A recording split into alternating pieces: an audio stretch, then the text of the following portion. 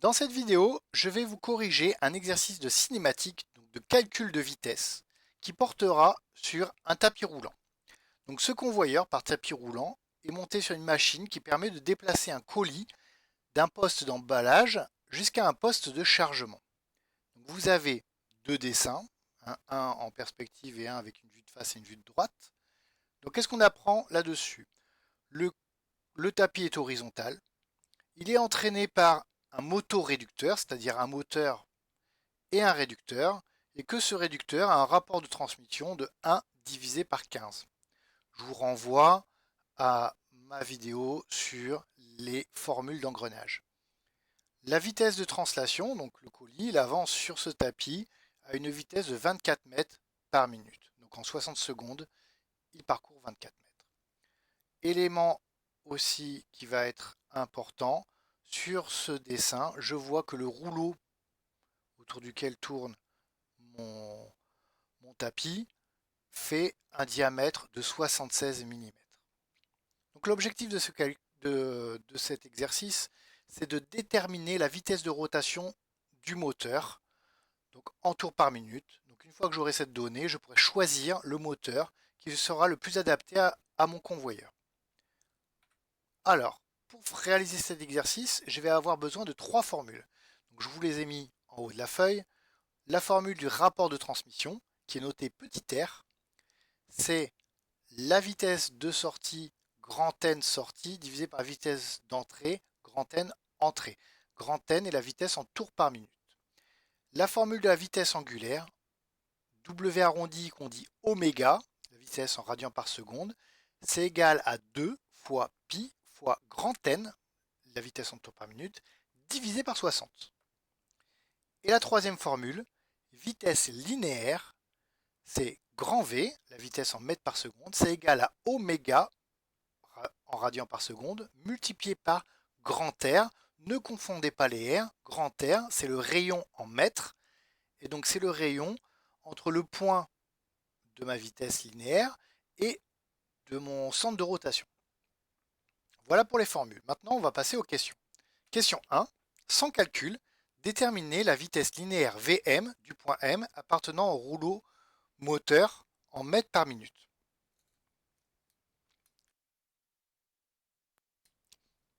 Donc, je connais la vitesse de mon colis, donc de mon rouleau. Or, le point M, je regarde sur mon dessin et je vois qu'il appartient à la fois au rouleau et à la fois au tapis. Donc, je vais simplement mettre une phrase disant que le point M, il appartient au tapis rouleau. Donc, la vitesse M, c'est la même que la vitesse V, donc 24 mètres par minute. Deuxième question, en déduire la vitesse Vm en mètres par seconde. Donc là, il va s'agir d'une conversion. Je sais que ma vitesse Vm vaut 24 mètres par minute. Je sais que dans une minute, j'ai 60 secondes. Donc si je fais 24 mètres en 60 secondes, donc en une seconde, j'en fais 60 fois moins. Donc je fais 24 divisé par 60 et j'obtiens 0,4 mètres par seconde. Troisième question, calculer la vitesse angulaire de rotation du rouleau 1. Et je l'appellerai oméga 1. Donc là, dans toutes ces questions, vous devez trouver une valeur. C'est toujours la même chose. Vous prenez la formule qui est la plus adaptée. Donc là, dans mon cas, j'ai le choix entre la vitesse angulaire et la vitesse linéaire. Je regarde ce que je connais. Je connais V. Donc je vais choisir la vitesse linéaire. Donc la formule, c'est V égale oméga fois R. Ben, je vais essayer de trouver les données que je connais, c'est-à-dire V égale 0,4 mètres par seconde. Le rayon, ben, c'est 76 divisé par 2, 38 mm. Sauf que dans ma formule, il faut que je mette en mètres. Il faut bien faire attention, je vais mettre 0,038 mètres. Donc je remplace dans ma formule, et après j'ai transformé la formule pour avoir que le oméga. Donc là, le fois 0,038, il va devenir divisé par 0,038. Donc oméga, c'est 0,4 divisé par 0,038, et je vais obtenir 10,5 radians par seconde. Question 4. Maintenant, je vais chercher la vitesse de rotation en tours par minute de ce rouleau. Donc, pareil, je vais choisir la formule qui va bien, c'est-à-dire la deuxième, oméga égale 2 fois pi fois grand N divisé par 60. Je remplace par ce que je connais, c'est-à-dire grand N1. Non, c'est ce que je cherche. Je vais remplacer par oméga. 10,5 égale 2 fois pi fois n divisé par 60. Je vais transformer la formule. Alors là, c'est un petit peu moins évident. Donc, je garde le grand N à côté. Le divisé par 60 devient fois 60.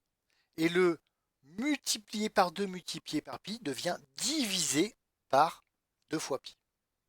Je fais l'application numérique et je trouve 100,27 tours par minute. Cinquième question, parce que j'ai trouvé la vitesse en tours par minute du rouleau. Mais moi, ce qui m'intéresse, c'est la vitesse du moteur. Et entre le rouleau et le moteur, on a un réducteur. Donc, il va falloir que je trouve la vitesse de mon moteur. Pour ça, je vais prendre la formule numéro 1, qui est la formule du rapport de transmission. R égale N sortie divisé par N entrée. Il faut savoir qu'est-ce qui est l'entrée, qu'est-ce qui est la sortie. L'entrée, c'est mon moteur. Donc, je vais l'appeler grand NM. Et la sortie, ça va être le rouleau grand N1. Donc ma formule, c'est R égale N1 divisé par Nm. Et maintenant, je remplace par ce que je connais. Le R, c'est 1 divisé par 15, donc 0,067. Je le remplace dans la formule, 0,067, c'est égal à 100,27, le résultat de la question 4, divisé par grand Nm. Et maintenant, il n'y a plus qu'à transformer la formule. Donc là, je vais passer le grand Nm de l'autre côté du signe égal. Donc divisé par grand Nm devient multiplié par grand Nm. Je le laisse à gauche du signe égal et je vais passer le fois 0,067 qui va devenir grand Nm égale 100,7 divisé par 0,067.